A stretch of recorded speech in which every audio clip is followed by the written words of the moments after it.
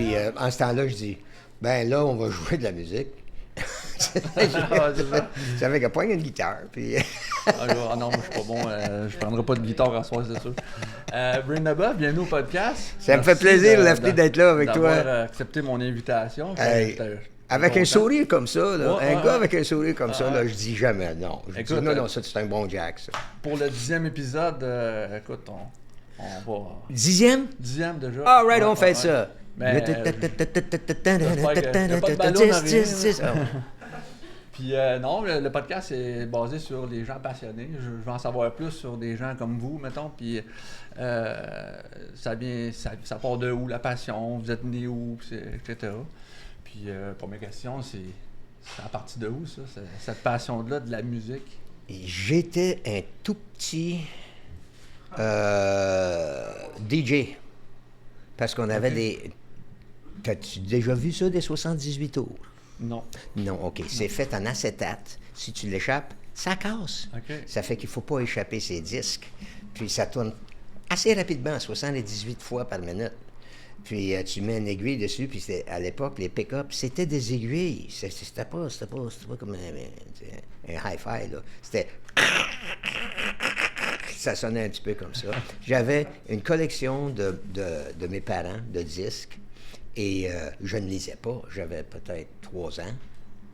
Et je faisais des marques sur les labels. C'était du Decca, puis des vieux, des labels qui n'existent plus. Puis je prenais des demandes spéciales, puis je jouais mes petites affaires sur un petit pick-up qui se branchait dans une vieille radio avec des tubes dedans. Okay.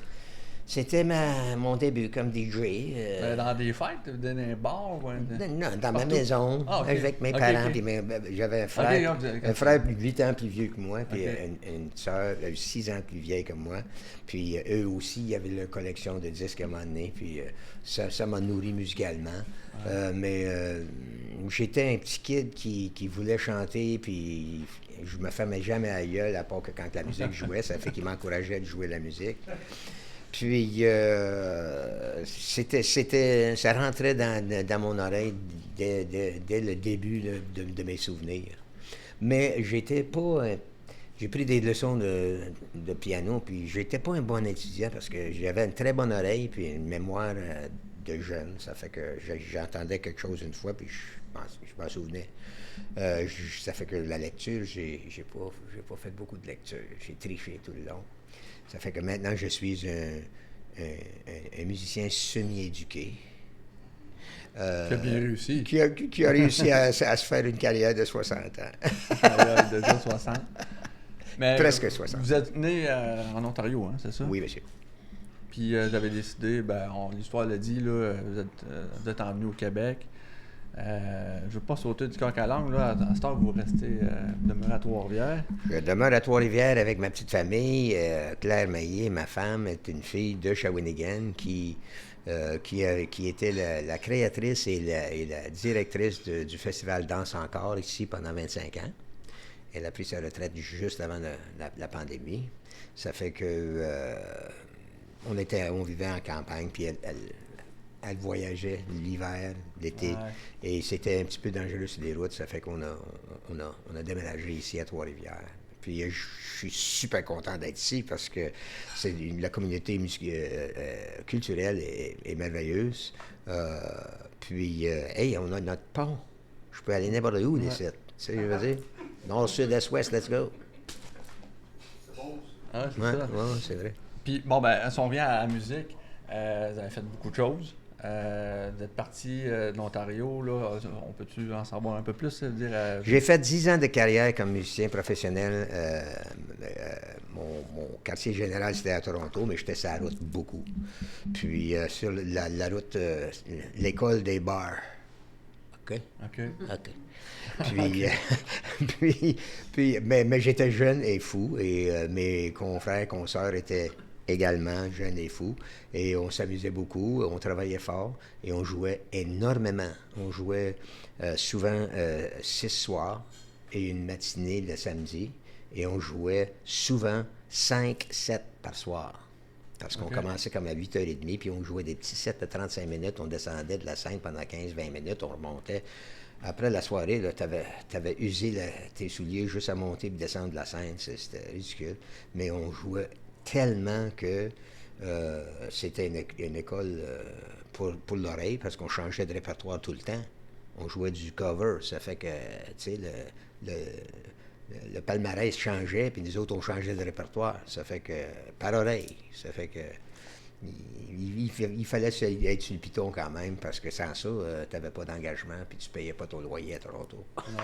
Quel style de musique c'était dans ce temps-là? Généralement, le pop, moi j'avais une tendance vers blues et rhythm and blues. Ça fait qu'on insérait ce qu'on aimait jouer entre les hits. Okay. On faisait ce qu'on pouvait. C'était en anglais? Oui, 100% en anglais. À l'école, par contre, à North Bay, j'ai étudié en français. On parlait l'anglais chez nous. Ma mère était irlandaise, une Rousse irlandaise, mais elle payait mon éducation en école privée secondaire en anglais, en français. Et tout ce qu'on étudiait en anglais, c'était l'anglais. Le reste, c'était en français. Ça fait que j'écris le français mieux que je parle. Okay. Parce que les sœurs, là, t'apprenaient ton français. OK? T'apprenais. Ça fait que on avait des très bons profs. Puis j'ai oublié tout mon français parlé à Toronto parce que il n'y avait pas grand discussion en français à Toronto quand j'étais là. Ça fait qu'en déménageant avec les gars d'Offenbach à Montréal, je suis retourné à l'école du tabarnak, etc. Et maintenant, j'ai beaucoup de misère à te parler sans insérer beaucoup de ces termes religieux. Vous êtes bien adapté. Non, mais là, rendu à ce moment-là, quand vous êtes arrivé à Montréal, là, vous avez comme passé une mini-audition avec C'était drôle. la gang d'Offenbach. C'était drôle. Je suis arrivé avec... il y avait un changement de band à Toronto, puis j'étais connecté avec des gens qui étaient connectés avec Offenbach. J'avais déjà rencontré Jerry et Johnny. Okay. C'est toute une autre histoire, mais je les connaissais, les gars. Mais là, eux autres aussi, ils changeaient de personnel. Le timing était comme ça. Et le gérant, mettons, le booker, organisateur de la promotion de Offenbach hors Québec, parce qu'il avait fait un album en anglais, c'était un gars qui a travaillé avec moi dans différentes circonstances pendant des années. Ça fait que... Et le technicien qui était avec Offenbach, il aimait tellement le band qu'il faisait la navette en Toronto ou de Montréal pour faire Offenbach. Okay. Puis c'était un de mes grands amis. Ça fait qu'eux autres, ils ont pensé à moi quand Norman Kerr a décidé de partir à cette époque-là de Offenbach. Puis il avait besoin d'un bassman, puis il avait besoin d'un guitariste.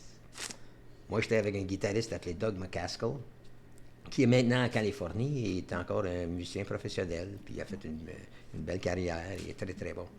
Puis on a décidé, ça te tente-tu de changer de décor? Oui, OK, on y va, on va faire une audition pour les gars de Montréal, là, les gars qu'on connaît. Ça fait qu'on a appris 2 albums d'Offenbach. En peu de temps, là. Veux-tu savoir quel album? T'as peu, je l'ai vu tantôt, mais allez-y, vas-y. Je vais vous laisser raconter. C'était juste avant l'album que j'ai fait avec eux en arrivant à Traversion. C'était Caricature. Ça, c'est l'album avec Cette voix et Cher Rocker dessus. Et l'album Never Too Tender, que vous connaissez pas pantoute parce que c'était en anglais puis ça fait un gros flop. Oui, c'est ça. J'ai vu un peu... C'était très intéressant. La musique était drôle, elle était le fun, mais la promotion d'un item comme ça, hors Québec, avec un band qui n'est pas connu hors Québec, ça n'a pas donné grand-chose. Puis ensuite de ça, ils vous ont pris? Ben, on est arrivé dans le local, puis Jerry a dit à Johnny, on fait-tu du blues avec les gars? Puis moi, j'ai dit, non, on a pris 2 de vos albums, on va jouer vos albums. Ça fait qu'on a joué du Offenbach toute l'après-midi, puis ça sonnait drôlement comme un band. Parce qu'on était très, très adaptables, les autres. À faire du cover, là, tu t'arranges pour jouer bien des styles. Et on avait intégré dans nos jeux beaucoup du style Offenbach. Déjà. Vous avez étudié, là? Bien, il y avait beaucoup du travail qui était déjà fait. Là. On n'avait pas à travailler les longues heures avec le band pour avoir le fil de leur musique. Ouais. On avait déjà fait ça. Ça fait qu'il était comme... Puis Jerry, il a regardé Johnny, puis il a fait... Puis Johnny a fait... Puis il m'a regardé, il a dit... C'est parti. J'ai dit, Jerry, ben, c'est comme moi, plein de discussions. C'est là que ça Jerry, commençait. Jerry, elle disait 3 mots, puis c'était ça pour la journée. Ah, c'est ça. Là, c'est là que ça commençait la dernière version d'Offenbach. Mais la version que les gens connaissent pour les shows forums, pour l'album Magnifique Traversion, pour ben des projets qu'on faisait, le fameux Saint-Denis avec le Big Band, Vic Vogel. Si on faisait des événements qui marquaient la vie culturelle au Québec pendant une période. Il y avait une période où on faisait 2 albums par année. Je ne vois pas ça souvent.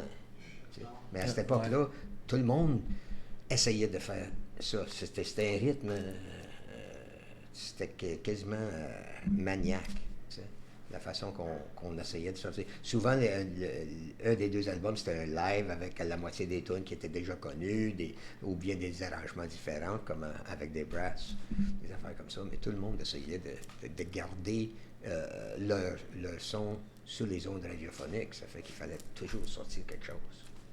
Comment vous avez vécu ce changement-là, de devenir quand même, de faire partie d'un groupe qui était déjà sûrement assez avancé en popularité? Je ne savais pas. Je venais de Toronto, je ne savais pas c'était quoi Offenbach, pantoute. Tu sais, je veux dire, j'avais entendu à Toronto. La première tune que j'ai entendue par Offenbach, c'était chez un rocker. Puis là, j'ai entendu ça, j'ai dit, ça sonne comme du Chuck Berry. Puis ça l'est. C'est une tune Chuck Berry traduite en français par Pierre Harel. J'ai dit, puis à l'époque, Chuck Berry, ben, c'était le revival. Chuck Berry était déjà fait à Toronto. Là. Il y avait, c'était pas à radio, mais on entendait ça. Puis là, la voix de Jerry sort. Puis j'entends le chanteur, puis je me dis, gros B3, il y a juste des guitares, une grosse voix comme ça doit être une montagne dans une pièce d'homme, tu sais. Puis c'est en québécois, c'est en français joual, tu sais, comme on appelait ça le français joual à l'époque en Ontario. Ouais. Ouais. Ça fait que j'ai dit, c'est quoi cette affaire-là? Puis instinctivement, j'aimais ça, tu sais, parce que ça bougeait, puis il y avait du feu dans la machine. Puis après ça, j'ai entendu quoi d'autre? Il faut que je me pousse une affaire comme ça qui était très le contraire, tu sais. Ça, c'était à la radio à Toronto. Ouais. Puis ça jouait pas tout souvent, là, c'était pas en rotation régulière. Puis j'ai remarqué le nom, et après ça, Weird Name, j'oubliais le nom tout le temps. C'était quoi le nom de cette bande-là de Québec qui fait la tune de Chuck Berry, tu sais? Mais par après, eux, je les ai entendus live. Puis la circonstance était weird. J'étais là pour voler leur gig parce qu'on crevait de faim, moi et mon band. Puis il n'y avait pas de monde. Ils jouaient sur Yonge Street à Toronto, puis il n'y avait personne qui était là parce que Jerry chantait en anglais, mais ça paraissait pas. Ça sonnait comme français. Mais je les ai entendus live, puis j'ai vu Jerry Boulet qui était un petit bout en arrière d'un B3 avec une grosse voix, puis j'ai fait « I like this. This is cool. » Mais de faire le trajet à vouloir jouer du Offenbach, je pense que c'était plus ou moins musical et curiosité. Tu sais?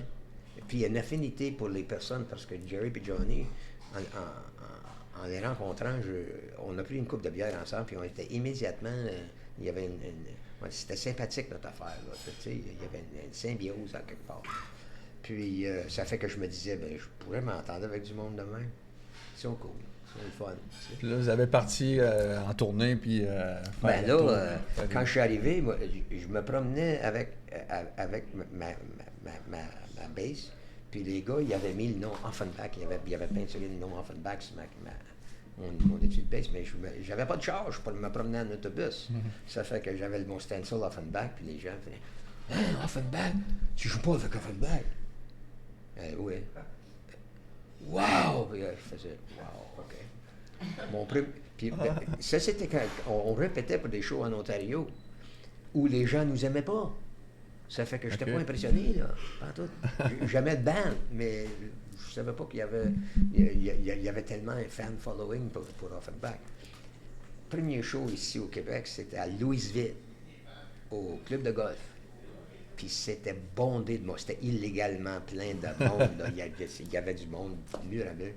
Puis ça criait, ça hurlait. Le party avait pogné là-dedans. On ne va pas jouer une note encore. Tu sais. J'avais pas l'habitude de ça.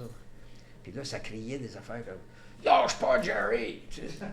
Puis moi, je disais, je suis allé voir Jerry, je disais « Tu laisses le band? » Il dit « Quoi? » Il dit « Ben, les gens, ils sont en train de crier que tu ne devrais pas lâcher. » Il dit « Non, Brain, non, c'est pas ça. C'est une forme d'encouragement. » Tu devrais pas lâcher, ouais. Lâche pas, Jerry! Non, j'arrive, puis il part. Ça fait que c'était une soirée historique pour moi parce que le jeu entre Jerry, la musique Offenbach et cette gang-là, c'était quelque chose à voir parce que tout de suite, j'ai compris que le public québécois, c'était spécial. Ouais. Ça prenait une responsabilité pour son fun. C'était pas nous autres qui faisaient leur fun, c'était eux autres qui faisaient leur fun puis nous invitaient. OK? Ouais. Le party était pogné avant qu'on arrive. Okay? puis là, on avait juste à jouer. Tu sais ce que je veux dire? Gagnant, première note, boum, yeah! Tu sais ce que je veux dire? C'est facile. La Toronto, c'était comme, OK, prove you're good. Tu sais? Mais c'était pas ça ici. L'adrénaline, elle devait être tout de suite, j'ai dit, j'aime bien jouer ici. Puis là, on a commencé à tourner, on allait partout avec cette bande-là. On n'avait pas peur des petits recoins du Québec. On allait dans le Grand Nord, on prenait des hélicoptères à Bay James, d'un chantier à l'autre. On faisait le tour, là, tellement qu'il fallait qu'à chaque 2 ans, qu'on s'arrête, parce que si on n'avait pas un nouveau show, c'était pas le temps d'y aller. Tu sais. OK. Ouais. Fallait se renouveler. Yeah, il fallait se renouveler. Vous vous retirez, quoi, dans un chalet, vous en faites on avait un local à Montréal, sur la rue Plessis, puis une affaire qui sentait pas bon, puis l'air climatisé marchait pas bien, puis il y avait beaucoup de vides de bière partout, puis tu sais, une place... On faisait... on enregistrait nos idées avec une machine à caille, cassette, stéréo, qui marchait juste d'un bord. Mono left, monsieur. Lefty, yeah! Mono left. Ça fait qu'on on réussissait à sauver nos idées là-dessus parce qu'on n'écrivait pas des charts, nous autres. Là. C'était tout. C'était tout ça. Ça fait que il fallait les enregistrer, puis ces cassettes-là, je me demande si sont où. Ça serait cool en crème dans le trouver. Ah oui, ça mais il y a beaucoup de documentaires qui se fait, là. J'en ai vu un cette semaine. Là, ça, c'est la série à Félix Rose. Oui. Ouais. Là, je suis ça, là. Ouais. J'ai écouté d'autres. J'ai eu un film aussi. Aviez-vous fait partie du film? Le film Jerry? Oui, le film Jerry, j'ai été invité pour être un consultant. Okay. Mais à l'époque, j'étais parti souvent aux États-Unis dans l'Ouest canadien avec April Wine. J'étais avec April Wine 5 ans. Ouais. Ça fait que j'ai dit au gars, parce que je connaissais la compagnie qui produisait Lionsgate à l'époque. Puis j'ai dit à Christian, je peux pas accepter une job que je suis pas là. Mais j'ai dit, si vous avez besoin de mes conseils sur quelque chose, là, mon numéro, puis appelle-moi sur la route, puis je vais essayer d'être utile. Il dit, ben, Brain, c'est bien cool, on va te payer pour ça. J'ai dit, c'est pas une job que je cherche, là. J'ai déjà une job, c'est pour ça que je peux pas venir tout le temps, être présent tout le temps. Mais ils m'ont consulté sur certaines affaires. Parce que vous faisiez partie de l'histoire, là? Ah oui. J'ai aidé pour le gars qui joue le rôle de Breen dans le film, au lieu d'engager un Québécois puis essayer de martyriser le Québécois avec mon accent du nord de l'Ontario, ils ont engagé un comédien italien. Il était merveilleux, il était cool. J'ai soupé chez lui avec sa famille parce qu'il voulait mettons, prendre ma manière, ma façon de bouger, de m'exprimer, tout ça. Ça fait que c'était intéressant de faire ça. Ouais. Puis le film, Il était bien perçu? Je veux dire, est-ce qu'il était bien perçu? Ben, j'ai assisté à une couple de journées de tournage, puis Ouais. j'ai suggéré une couple d'affaires qui ont été insérées à la dernière minute. Puis j'étais bien content d'être capable de rajouter ces petits détails-là. Puis en même temps, tu sais, j'ai compris qu'est-ce qu'il faisait avec la production. Puis c'était merveilleux qu'est-ce que Mario Saint-Amand avait fait avec le personnage Jerry. Il ressemblait tellement. Ah, Il moi, j'ai m'appelle. bien aimé le film. Il cherchait un comédien pour faire ça, puis à un moment donné, je ne savais pas c'était qui était pour l'avoir. Puis j'avais pas même pensé à Mario, puis je le connaissais. À un moment donné, je rentre tard le soir chez moi, téléphone, un message. Hey, Bruin, c'est Mario! Appelle-moi, sacrément, j'ai une bonne nouvelle. Ça fait que, tout de suite, j'ai allumé, j'ai fait. Ah, c'est lui. Mario, ils ont choisi Mario. Ça fait que je suis allé avec Mario chez lui pour le rencontrer quelques jours après. Il m'a fait une belle soupe aux choux. Mais on a eu du fun. Puis il m'a montré ses Polaroids de lui en Kit Jerry, puis c'était épouvantable comment il ressemblait. Puis Mario, c'était tout un comédien. Tout un comédien. Mais dans le film, il prenait-tu sa voix à lui? Ou, Non, il devenait Jerry Boulet. Ouais, c'est ça. Non, puis quand ça tournait pas, là, j'étais sur le plateau de tournage, une couple de fois. Puis tu sais, tu t'en vas luncher, puis il est encore Jerry. Ah ouais? Il parlait comme s'il était Jerry. Soudainement, il était pas mal plus familier avec moi que quand il n'y avait pas son kid Jerry. Ça fait, puis des fois, là, si je faisais ça, puis je le voyais, là, Ah, ça faisait... pas y a du oh! Ça n'a pas de bon sens ton affaire, Mario. C'était merveilleux. Mais je trouvais qu'ils ont manqué une affaire dans le film. On a eu du fun dans cette bande-là. Oui, il y avait des chicanes de frères. Oui, il y avait des tirailleurs, des égos, des compétitions, tout ce qu'il y a dans les bandes. T'sais. Mais on a eu du fun. Puis il n'y avait pas assez de fun dans le film, je trouve. Je sais qu'ils ont juste 90 minutes. Ils ont juste 90 minutes à faire une vie. Tu sais. Mais le fun, est-ce que c'était montrable à la télé? Je sais pas. Des bouts. Des bouts. On va aller en pause. On prend une petite pause. On revient avec d'autres anecdotes de Bruin Leboeuf. Merci. Je m'appelle Dave Goudreau. Je suis copropriétaire des gouttières Air L'Éveillé. Gouttières L'Éveillé est une compagnie très bien établie en Mauricie qui compte 4 représentants sur la route et 3 unités d'installation. On dessert la grande région de Trois-Rivières et les environs. J'ai souvent des clients qui m'appellent pour me dire que leurs gouttières débordent ou qui sont déformées ou décrochées. Depuis que j'installe le Double Pro, je n'ai jamais eu de réclamation. Le Double Pro d'Alurex, installé par Gouttières Air L'Éveillé, c'est le choix gagnant. Oui, c'est ça. C'est ça le dernier show avec Offenbach. Pouvez-vous m'en parler un peu? C'était difficile. Ouais. C'était difficile parce que c'était une décision que Jerry avait prise mettons, il savait qu'il y avait d'autres affaires qu'il voulait faire. Puis il avait ses raisons. C'est personnel. Notre motivation pour faire de la musique, c'est personnel. Nos décisions, quelle sorte de musique on veut faire, avec qui, dans quelles circonstances.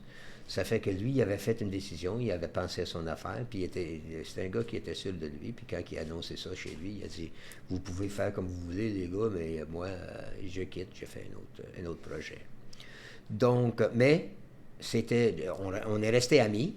On a décidé de faire une petite mini-série de derniers spectacles. Puis on a fait Québec et Montréal. Okay. Je pense qu'on a fait 5 shows de toute l'année 1985. Puis 2 de ces shows-là étaient le Colisée à Québec, puis Montréal, le Forum. Puis c'était notre babaille officiel. Puis par après, Offenbach, le nom était mis de côté et tout le monde est parti faire ses projets. Le dernier show lui-même, on a joué pendant plus que 3 heures. Ah ouais. Puis c'était merveilleux comme soirée, mais en même temps, c'était très difficile. Il y a bien des affaires qui passent dans la tête, tout ce qu'on avait vécu ensemble. Puis de dire, OK, le répertoire, c'est pas juste le répertoire, mais de jouer avec cette formation-là, on était rendu assez solide ensemble, assez solide. Puis de recommencer un autre projet de presque zéro, parce que, comparé à ce qu'on faisait, c'était difficile de faire face à ce projet-là. Mais en même temps, on l'a pris au sérieux, puis on voulait recommuniquer une dernière fois avec les fans d'Offenbach pour leur donner. On essayait de toutes les jouer, mais il y en avait trop. C'est le moment le plus marquant de votre carrière, dans un sens. Bien, c'était un des moments les plus émouvants et ça c'était un... Tu sais, des fois, là, quand tu arrives à un gay, c'est une fourche dans la route, là, tu sais ce que je veux dire? Si tu arrives à haute vitesse, là, tu as l'impression que ça arrive subitement, tu sais. Mais ça se préparait depuis un bout. Ouais. Ça fait que moi, j'ai fait plusieurs affaires après. Jerry a fait plusieurs affaires après, mais il m'appelait. Il m'a appelé pour Lucien Francoeur. Brain, viens-tu jouer de la bass pour Lucien? J'ai dit, ben oui. Puis 2 jours avant que j'étais supposé être en studio, j'ai cassé ma main droite. Oh. Ouais, fait une folie. Je me suis fâché contre ma porte de motel. C'était l'hiver, je gelais dehors, ma clé ne marchait pas. J'étais dans c'était après un game de poker, puis j'étais dans une condition altérée un petit peu. J'ai pensé que c'était une porte vide. OK? Je pensais que je peux passer de bord en bord. Mais c'était pas une porte vide, c'était une porte pleine. Puis crac! Ça fait que je l'ai appelé le dimanche, on rentrait en studio le lundi pour faire les tracks pour Lucien. J'ai dit, Jerry, mauvaise nouvelle. Quoi? J'ai cassé le métacarpe dans ma main droite qui contrôle un des 2 doigts que je joue avec. Non, j'ai pas dit ça. J'ai dit, j'ai cassé ma main. Oh. Puis lui, il a dit, oh tabarnak. Une affaire de main. Puis il a dit, quelle main? Puis j'ai dit, ma main droite. Il dit, bon, tu peux jouer d'abord. Parce que je suis droitier, tu sais. Prends un pic, fais de quoi, tu sais. J'ai dit, oui, j'ai joué hier soir avec un plâtre sur la main. Je me suis fait faire un plâtre pour le samedi soir, puis je jouais avec un doigt. Puis j'avais la main toute enflée, elle était mauve, verte. Puis juste pour ôter l'enflure sur le doigt qui était à côté, là, qui enflait, je faisais ça entre les tonnes, puis le gars, il m'a amené un shooter. Ça fait que après chaque tourne, j'avais un shooter. Puis, j'ôtais la pression sur mon doigt pour que je puisse le plier, jouer. Et je suis rentré à l'époque pour faire des bed tracks pour un album, et on jouait essentiellement les tracks de bass de toutes les tunes, une après l'autre. Des fois, tu jouais pendant les 7-8 heures, 9 heures, tu sais. C'était pas facile. Puis, j'ai eu de l'aide chimique, par exemple, là, pour la douleur. Parce que ça faisait mal. Ça faisait mal. Mais je jouais avec beaucoup de feeling. Beaucoup de feeling. Ouais. Puis ensuite de ça, tu avais fait partie d'un autre groupe? J'ai fait partie je jouais dans un autre groupe avec John McGill d'Offenbach et Jerry Mercer, le batteur d'April Wine. C'était appelé Buzz Band. Puis c'était très bien. C'était très bon. On jouait dans les gros bar rock. Puis, tu sais, ça passait bien le temps, puis ça nous donnait une paye, puis on avait du fun ensemble, puis c'était des amis, puis la musique était bonne. C'était beaucoup d'original. On faisait un petit peu d'Offenbach, puis on faisait beaucoup de tunes à John qui avait écrit. Ça fait que ça, c'était très, très intéressant et le fun. Puis, j'ai fait une comédie musicale appelée Chicago 1926, où je jouais un gangster italien appelé Angelo Silicone. C'était où, ça? C'était au Spectrum à Montréal pendant 13 soirs, pendant le festival de jazz. Et avec Nanette. Moi, Nanette était ma blonde là-dedans. Ça fait que ça, c'était différent. Et je vais te dire, présentement, je vais jurer que je ne ferai jamais plus de comédie musicale. C'est bien trop de travail pour trop peu d'argent. Okay? Et il faut que tu apprennes à danser.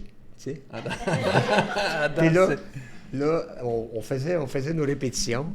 Puis, un moment donné, c'était Louis Saya qui était le metteur en scène. OK. Louis Saya, des voisins, puis Brou, puis tout ça. Louis. Puis, il nous annonce, OK, vous êtes 6 chanteurs qui vous déplacez très mal sur la scène. J'ai engagé une chorégraphe. Puis, il nous montre la photo de la chorégraphe. Puis, c'était sévère. La photo était sévère. La madame avait de l'air d'une tueur. Puis, on l'appelait Ilsa, avant Ilsa, la Louve des SS, tu sais. Puis, on attendait la nouvelle chorégraphe. Et quand elle est arrivée, j'ai tombé en amour avec. On a eu un fils. Et c'est la meilleure affaire qui est sortie de cette comédie musicale-là. Je suis encore avec Ilsa de la Louve des SS. C'est ça, la surprise. Elle était chez moi, là. C'est ça, votre surprise que vous m'avez C'est, promis. ouais. Puis c'est un petit peu pour ça que je suis à Trois-Rivières. Hein? Ouais, c'est ça. Ouais. Puis après ça, dans le fond... J'ai continué. J'ai eu un appel. Jerry m'a rappelé. Il s'est décidé. Il y avait au lancement de Lucien, il m'a dit, Brain, je m'en vais à l'hôpital demain. J'ai une petite affaire qui m'a poussé dans l'autre bout, puis ils vont ôter ça. C'était le début de son cancer qui l'a emporté. Mais en même temps, ça lui a fait une peur. Il a sorti de son opération, il a fait un certain traitement plutôt light. C'était pas un gros chimio. Puis, il m'a appelé, il dit, Brain, j'ai des tunes préparées pour un nouvel album. Vas-tu venir m'accompagner? J'ai dit, Jerry, avec plaisir, man. Ça fait que je me suis embarqué d'avance avec Jerry. Ben, il m'a invité chez lui pour souper. Puis il m'a donné une cassette de lui qui chantait ses tunes pour Rendez-vous doux, l'album qui a vendu 400 000 disques. Il a commencé il m'a fait jouer ça. Puis il m'a donné la cassette, je l'ai encore. Puis parce que là-dessus, il y a des bouts où il n'y avait pas de texte encore, ça fait du shredder. C'est drôle, mais en même temps inspirant, parce que les tunes étaient là. C'était ça. Ça fait que j'étais très content d'être invité à rejoindre Jerry pour son projet et une tournée qui suivait. Mais j'étais chez moi, entre-temps, à écrire des chansons pour éventuellement un album Bring the Buff. Et le téléphone sonne et j'ai un fils qui est à veille d'arriver en octobre 87. Je reçois un téléphone, c'est Mego qui m'appelle pour faire partie du band de Céline Dion et une tournée appelée Incognito. La paye était bonne. Puis il y avait 200 shows bouqués, tu sais. C'est dur à refuser. Puis là, je me disais... J'ai dit, Mego, est-ce que ça se fait d'envoyer un sub, un autre bassiste, sur le show de Céline, quand je suis avec Jerry? Il dit, c'est un petit peu touché, mais tu peux en parler à René. Ça fait que j'ai jasé avec René, puis tout le monde était d'accord. Ça fait que j'ai fait les 2 tournées en même temps. OK. C'était absurde. Puis j'ai envoyé un sub sur peut-être 5 shows sur 210 shows. OK. Aïe. Ça fait que j'étais un petit gars bien occupé. Puis, c'était une période très active et très enrichissante parce que c'était 2 artistes, c'était pas des pinottes, là, tu sais ce que je veux dire? C'est tourner avec ces gens-là, puis dans des conditions, tu sais, des bonnes salles, avec des bons musiciens. C'était cool. C'était une période cool. C'est ça, Céline qui commençait quand même, puis Jerry, lui, il finissait. Elle avait déjà sa carrière avec le pape et toute la kit. Là. Ouais, Elle recommençait après une sabbatique de peut-être 1 an, là, où elle a appris l'anglais, puis elle avait fait ses devoirs. Là, c'était sa première tournée de femme. C'est la petite robe bleue, la petite robe bleue. On fait un changement, Oui, c'est ça. Puis elle avait des changements de costume, elle faisait de l'humour, des imitations. Elle était bien bonne, bien drôle. Mais tu pouvais pas manquer Jerry, ou que c'était peut-être dans ses derniers... les shows de Jerry, là, c'était infernal, c'était le fun au bout. Puis en même temps, tu voulais pas manquer la chance de vivre avec... de faire des choix à Céline. Exactement. Puis j'étais assez chanceux d'être capable de manigancer ça. Puis, tu sais, des astres. C'est quoi les chances de ne pas avoir des shows qui sont le même soir? Tu sais ce que je veux dire? Ouais, c'est ça. C'était merveilleux comment ça a donné. Je regardais mes oreilles, puis je faisais, ça marche.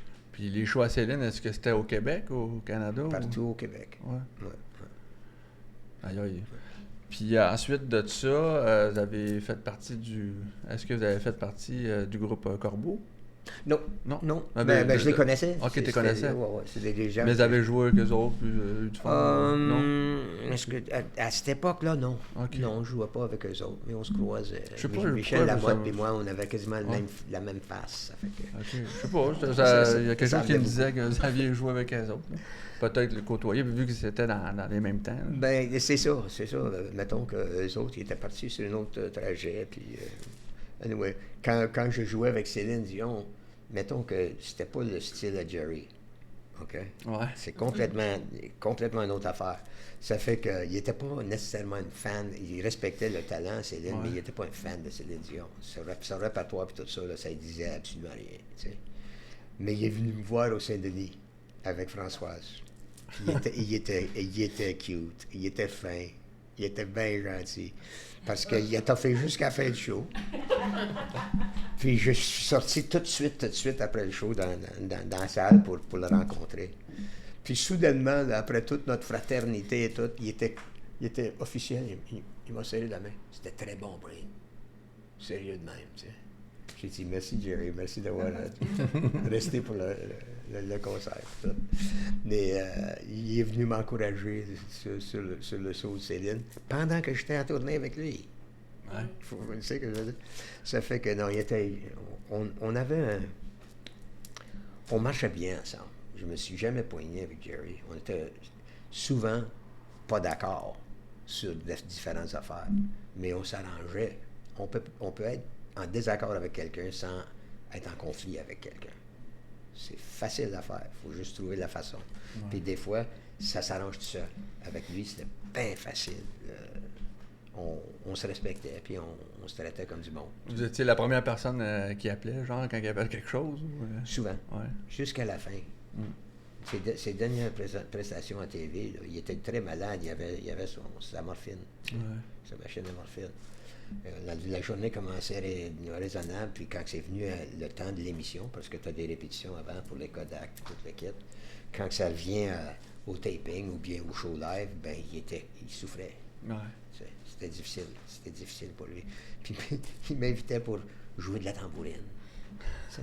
Parce que les autres, il y avait le musicien aujourd'hui. Ouais, ça fait qu'il m'invitait comme accompagnateur.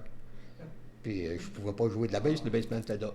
Ça fait que... Mais il te voulait sur le show. Je chantais un back voice qui n'était pas sur le disque, ou je jouais une tambourine, juste pour l'accompagner.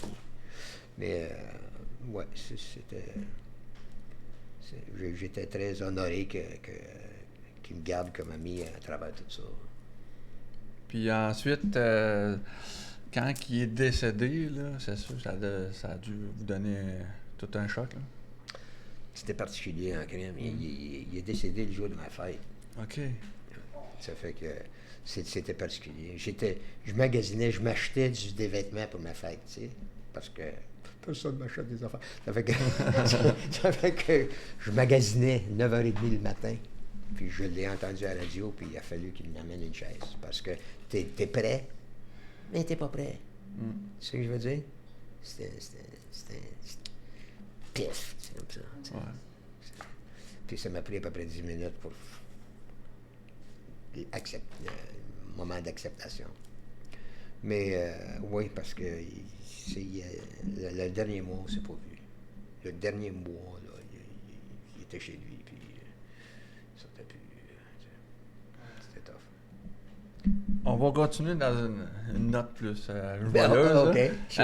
La suite de votre carrière après ça, après tout ça, là, quand vous avez continué à faire de la musique? J'ai continué à faire de la musique. J'ai fait des albums à mon compte. J'ai fait une tournée à mon compte. J'ai été appelé par April Wine pour jouer avec April Wine. Puis tourné aux États-Unis, l'Ouest canadien. J'ai vu le Canada pas mal d'un bout à l'autre. Vancouver Island jusqu'au bout de la roche de Terre-Neuve. Ça fait que ça, c'était très cool. Quand on est musicien de même, là, mettons, t'arrives, tu visites, là, toutes les dépenses sont payées, là. Tu payes pas rien. Je veux dire, c'est de l'hôtel, puis Oui, bouffe, c'est des hôtels puis des avions. OK. Puis les avions, puis les hôtels, puis les hôtels, puis les avions, puis Ouais. les scènes, tu sais. Puis des fois, tu t'es pas tout à fait sûr où ce que t'es. Ouais. Mais Ouais, t'es c'est devant ça. ton ampli, ça fait que Pas vu. déjà t'étais à la bonne place, c'est ça. Comment vous avez géré ça avec la famille? Tu sais, vous aviez un garçon? On partait pas longtemps. OK. On faisait des... Tu sais, on avait notre flight pack. Ça fait qu'on jouait sur du backline tout le temps. On voyait quasiment jamais notre gear. On était toujours sur du gear loué, mais on allait souvent au même casino, aux mêmes places, au même festival. Puis il y avait même acheté des kits, les magasins de la place qui louaient du gear, ils achetaient des kits pour les musiciens d'April Wine, les habitudes à Miles puis à Brian, les amplis qu'ils voulaient. Et moi, j'avais toujours les amplis que je voulais. Ça fait que les amplis que j'avais dans un hangar, ben c'était la même affaire que j'avais là, mais c'était tout du backline. C'était tout loué. Ça fait que on allait à Dorval, on partait en avion, on atterrissait après 5 heures, 6 heures de vol avec une connexion à Calgary, on atterrissait à Vancouver, on jouait au PNI, là, le festival dehors à Vancouver, on embarquait le lendemain matin dans un avion, puis on retournait chez nous. Ça fait que le lendemain soir, tu es chez toi, tu regardes la télé, tu dis « J'ai-tu joué à Vancouver hier? » Ou est-ce que j'ai rêvé que j'ai joué à Vancouver hier? Mais puis les gars, ils font encore ça. Les gars d'April Wine, ils font toujours ça, là. Même si je suis plus là, ils font ça. Bang, bang, bang. Puis on jouait aux États-Unis. Hein. On jouait avec Hart, puis Leonard Skinner, puis toutes ces classic rock bands-là. On jouait des festivals avec ces gens-là, de Guess Who, tous les Canadiens, Loverboy, puis toutes ces gangs-là. Puis des bandes exceptionnelles, puis des héros aussi, des gens que, tu sais. Ouais. Moi, j'étais particulièrement impressionné par, mettons, le chanteur de Grand Funk Railroad, tu sais. Puis, soudainement, je le vois sur scène, il est en train d'ouvrir pour April Wine, tu sais. Qu'est-ce qu'il fait là? Mais il était merveilleux, il était bon, il était en shape, il était, tu sais. Puis, je rencontrais tous ces gens-là. Leonard Skinner, il en restait juste un. Mais les sœurs de Hart, c'était merveilleux. Qu'est-ce qu'il faisait? Burton Cummings, puis toute cette gang-là. Mais avec tout ça, là, comment vous gérez ça, comme la popularité? Là, à un moment donné, on vient, que tout le monde nous connaît, là, on se déplace, on va au centre-ville, on va au magasin, tout le monde nous parle. Comment vous faites, vous gérez tout ça? Ça m'arrive plus au Québec. Ouais. Et c'est presque familial. Les gens me traitent plus comme un ami que d'autres choses. Ils me connaissent. Tu sais. Ah, je t'ai vu samedi passé sur En direct de l'univers. Tu sais. Puis ils sont très respectueux, ils sont très fins, ils sont très aimables. Puis moi, quand je fais un show, j'essaye d'aller les voir, pas pour être têteux, parce que je suis bien content qu'ils sont encore là, mettons. Ouais. Après toutes ces années-là. C'est ça. Ils ont le droit en crime de trouver ça plate. Tu sais ce que je veux dire? Ouais. Mais non, ils sont là, ils sont fidèles, ils sont loyaux, puis ils viennent, puis ben, je leur chante des tunes de leur jeunesse. Ça fait que là, c'est des pièces de musique qui ont accompagné les différentes étapes de leur vie. Ça fait que on partage un petit voyage dans le temps, puis on a du fun ensemble. Puis les tunes sont bonnes.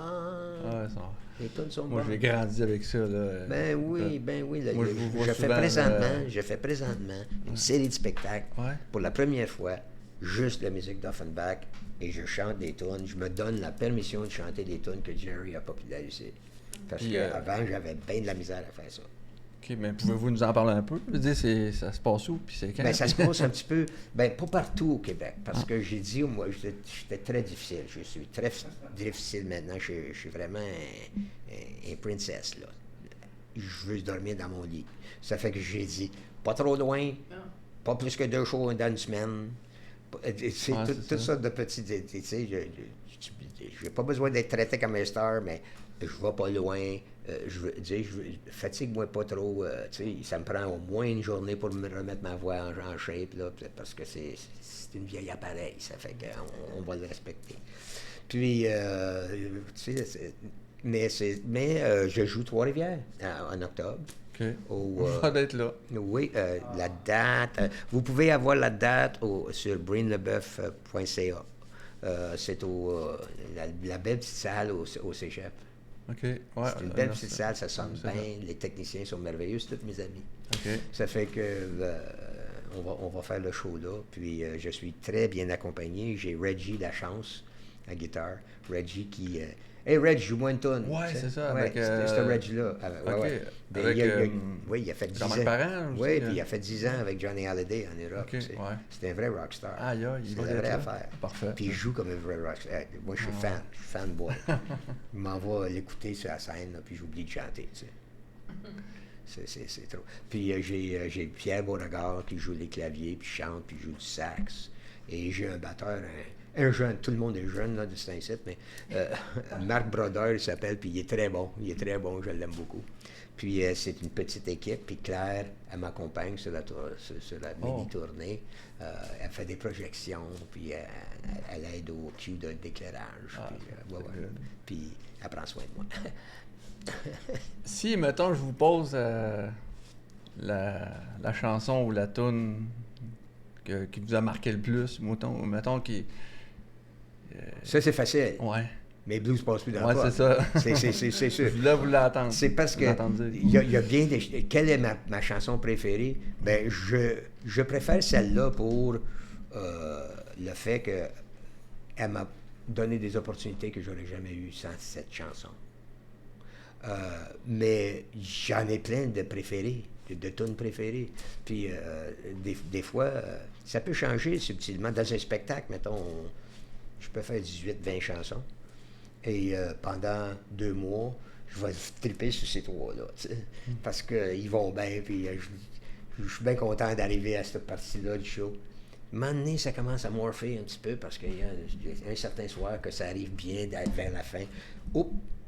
Là, celle-là, c'est mon préféré. Tu sais ce que je veux dire? Ça fait que ça change parce que je suis gâté. J'ai un répertoire de tunes qui sont toutes très, très intègres, puis très, très valides, puis qui ont très bien voyagé dans le temps. Ça fait que je suis pas pogné avec quelque chose de weird gaga. Tu sais? Il n'y a rien de gaga dans mon répertoire de tunes Offenbach. Puis, je me permets de les chanter un petit peu à ma sauce, tu sais, parce que je peux pas faire mon impression de Jerry Boulet fait pitié. Ça fait que, là, parce qu'on a fait tellement pas la même voix que c'était drôle. Mais je respecte tellement la façon qu'il a fait ses chansons, parce qu'il était un autre style de chanteur. Jerry trouvait une façon de chanter une chanson, il gardait cette façon. Ses choix étaient faits, son idée était faite, puis là, il travaillait toujours à perfectionner cette interprétation de la chanson. Les notes étaient à la même place, il les chantait de la même façon, puis à un moment donné, c'était intense en sacré moine, parce que il mordait dans le texte, puis sa note était juste la bonne longueur, puis le montant de garde-note était juste adapté pour la toune, tu sais. Puis je l'écoutais, tu sais, ça s'améliorait tout le temps. Ça changeait pas. Ça s'améliorait. Puis moi, j'oublie. Je ne sais pas comment j'ai chanté mes blues la dernière fois. Aucune idée. J'oublie tout de suite. Okay. Parce que pour moi, c'est un moment unique. C'est pas que j'improvise comme un malade de jazzeux, là. C'est parce que je le sens comme un moment. Ouais. Ça fait que j'ai pas besoin de me rappeler de l'autre. La toune, elle voyage avec moi, puis elle est bien tough. Je peux la martyriser tant que je veux, puis elle sonne bien. Ça fait que c'est un autre style de chant, ce que je fais. Ça fait que quand j'essaie de chanter une toune que Jerry a faite, il me chante à l'oreille.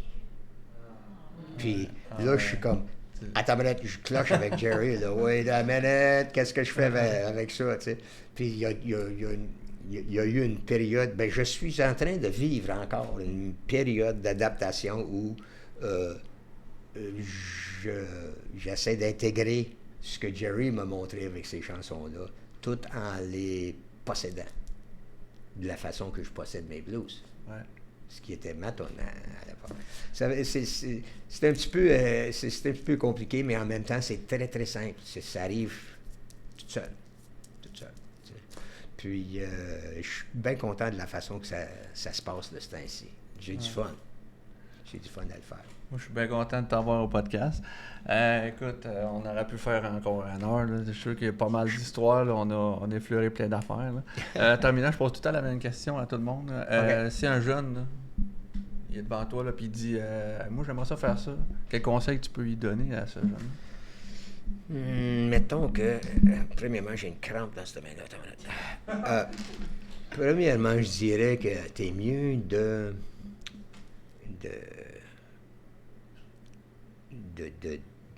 garder ta passion pour ce que tu fais, parce que des fois, c'est juste ça qui te reste. Il va y avoir des moments où tu vas avoir besoin de savoir pourquoi tu fais ça. Puis il va falloir que ça soit entre toi et toi. Puis c'est là que tu vas savoir si tu es à la bonne place.